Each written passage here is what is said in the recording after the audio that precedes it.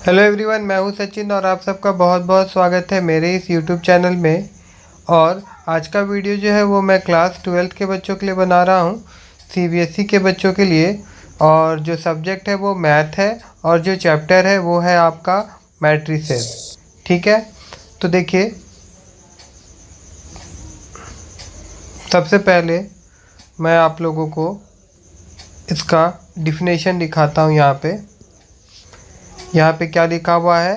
A matrix is an order rectangular array of A number और function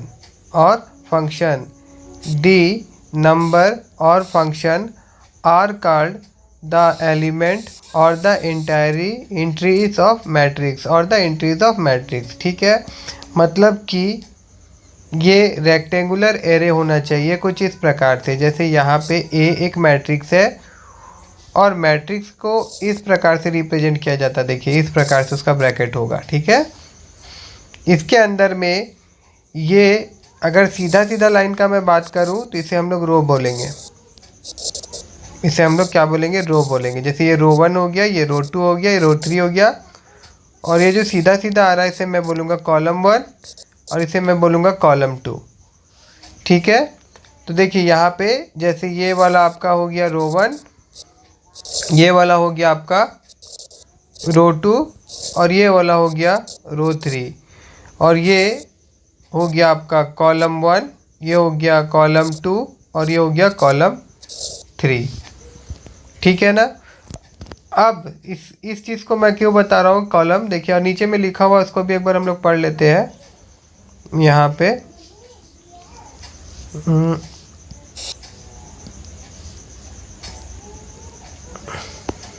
देखिए, order एक बार इसको पढ़ लेते हैं। In the above example the horizontal line of the element are set to be continue. Row column तो मैंने आपको समझा ही दिया है। ठीक है, उधर कार्य नहीं। अब देखिए ऑर्डर ऑफ मैट्रिसेस क्या होता है। अभी हम लोग क्या देख रहे हैं? Order of matrices. तो ऑर्डर ऑफ मैट्रिसेस में सबसे पहले यहाँ पे देखिए, matrix having m row and n column is called matrix of order m into n। बस, मतलब कि अगर यहाँ पे एक मैट्रिक्स में बनाऊँ 1 2 3 4 और मैं बोलूँ कि ये जो हमारा मैट्रिक्स है इसका ऑर्डर क्या है, तो यहाँ पे आपको सिर्फ देखना है कि कितना रो है कितना कॉलम है। इसमें 2 रो है और 2 कॉलम है, तो इसका ऑर्डर होगा 2 इंटू 2। बस वही चीज़ इसमें बताया गया है। जैसे कि अगर मैं एक मैट्रिक्स बनाऊँ 2 3 5 6 2 1 3 1, तो अगर इसका मैं ऑर्डर पूछूं तो इसमें देखिए 2 रो है, रो 1 रो 2 और कॉलम 1 कॉलम 2 कॉलम 3 कॉलम 4। तो इसका ऑर्डर क्या होगा? 2 इंटू 4। मतलब पहले रो लिखना होगा हम लोगों को, उसके बाद में फिर हम लोग क्या लिखेंगे? कॉलम, नंबर ऑफ कॉलम जितना प्रेजेंट रहेगा वो लिख देंगे। तो हम लोग को क्या मिल जाएगा? ऑर्डर ऑफ मैट्रिक्स मिल जाएगा। क्या मिल जाएगा? Order of matrix. और इन दोनों को अगर हम लोग मल्टीप्लाई कर देंगे तो हम लोग को नंबर ऑफ एलिमेंट मिल जाएगा। नंबर ऑफ एलिमेंट मिल जाएगा। ठीक है,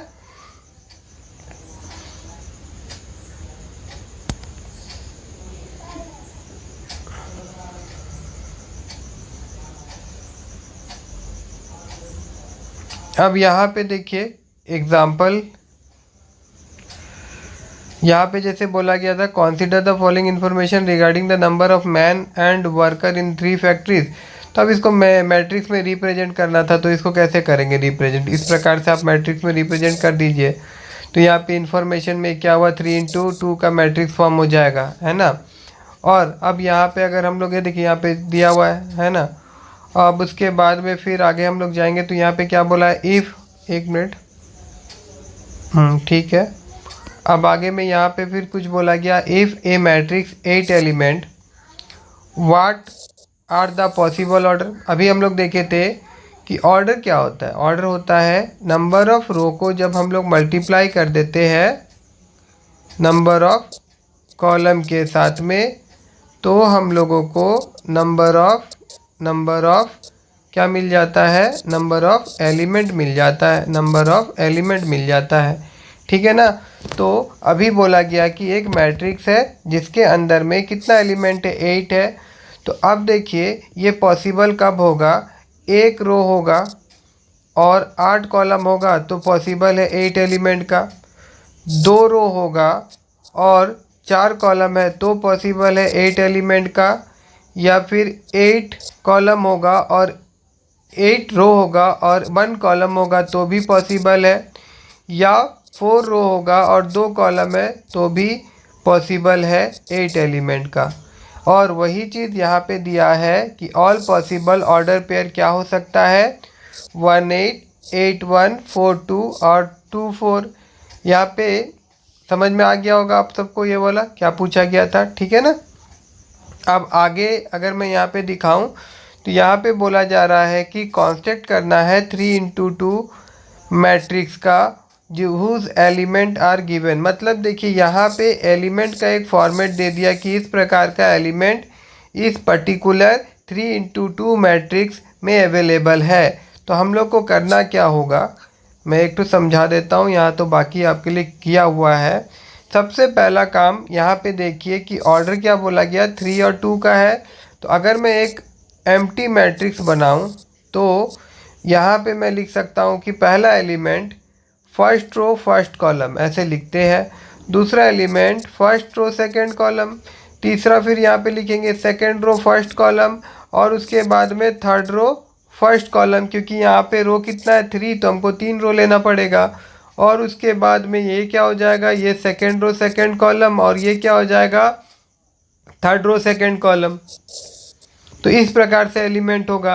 अब रहा बात कि A11 का वैल्यू कैसे निकालेंगे, तो यहाँ पे गौर करिए, यहाँ पे आई जे दिया गया है। आई जो होता है वो रो होता है, जे जो होता है वो कॉलम होता है। तो यहाँ पे वो A11 का वैल्यू निकाला गया है। तो A11 का वैल्यू कैसे निकाला गया, यहाँ पे दिया गया था 1/2। उसके बाद में फिर आई का वैल्यू, तो आई का वैल्यू 1 है, -3 जे का वैल्यू 1 है, तो इसको यहाँ पे पुट कर दिया गया। अब इसको पुट करने से ये क्या हो जा रहा है 1/2, यहाँ पे क्या हो गया 1 - 3, ये मोड में है तो ये हो जाएगा 1/2 और यहाँ पे आ गया 2, क्योंकि ये माइनस में भी आएगा मगर मोड हटाएंगे तो प्लस में दे जाएगा। तो इस प्रकार से यहाँ पे ये क्या होगा, कट के कितना वैल्यू आ जाएगा 1 हो जाएगा। और देखिए इसी तरह से यहाँ पे 1 1 निकाला गया है, फिर 1 2 निकाला गया है, फिर 2 1 निकाला गया, फिर 2 2 निकाला गया, फिर 3 3 निकाला, 3 1 निकाला गया, फिर 3 2 निकाला गया है। और फिर हर एक का जगह में इसको पुट करके एक मैट्रिक्स फॉर्म कर दिया गया है। ठीक है। उसके बाद में देखिए टाइप्स ऑफ मैट्रिक्स होता है, जैसे कॉलम मैट्रिक्स किसे कहते हैं, A matrix is said to be column matrix if it has only 1 column. अगर सिर्फ एक ही कॉलम होगा तो उसे हम कॉलम मैट्रिक्स कहेंगे। उसी प्रकार से सिर्फ अगर एक रो होगा तो उसे हम रो मैट्रिक्स कहेंगे। अब स्क्वायर ऑफ मैट्रिक्स क्या होता है, नंबर ऑफ रो और कॉलम अगर सेम होगा, नंबर ऑफ रो और कॉलम अगर सेम होगा तो उसे हम स्क्वायर मैट्रिक्स कहेंगे। A square matrix in which the number of row are equal to the number of column. ठीक है। नेक्स्ट उसके बाद आगे अगर हम लोग जाते हैं, डायगोनल मैट्रिक्स किसको कहेंगे।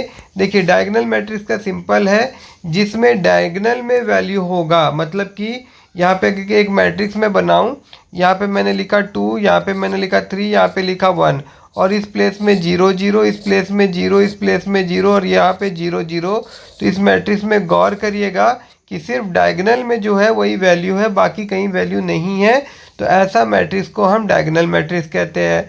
अब स्केलर मैट्रिक्स क्या होगा, अगर डायगोनल का सब वैल्यू सेम होता है, जैसे 2 है 2 है 2 है और फिर ये 0 ये 0 ये 0 0 है, इस प्रकार से अगर मैट्रिक्स होता है कि डायगोनल में वैल्यू तो है और सेम है, तो इसे हम स्केलर मैट्रिक्स कहते हैं। और आइडेंटिटी मैट्रिक्स में क्या हो जाता है कि डायगोनल मैट्रिक्स में सारा वैल्यू क्या होना चाहिए 1 1 1 होगा, बाकी सब 0 0 होगा, तो इसे हम क्या कहेंगे, आइडेंटिटी मैट्रिक्स कहेंगे। इसे हम क्या कहेंगे, आइडेंटिटी मैट्रिक्स कहेंगे। और जीरो मैट्रिक्स क्या होता है कि भैया कोई मैट्रिक्स है उसका सारा वैल्यू अगर क्या है 0 है तो उसे हम जीरो मैट्रिक्स कहेंगे या फिर नल मैट्रिक्स कहेंगे।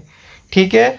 उसके बाद नेक्स्ट आ जाता है इक्वलिटी ऑफ मैट्रिक्स। अब इक्वलिटी ऑफ मैट्रिक्स क्या होता है कि जैसे कि एक मैट्रिक्स यहाँ पे मैं बनाऊँ, A11 और A12 और यहाँ पे भी एक मैट्रिक्स मतलब यहाँ पे मैं लिख दूँ A, ये क्या हो जाएगा 1 2, ये क्या हो जाएगा 2 2।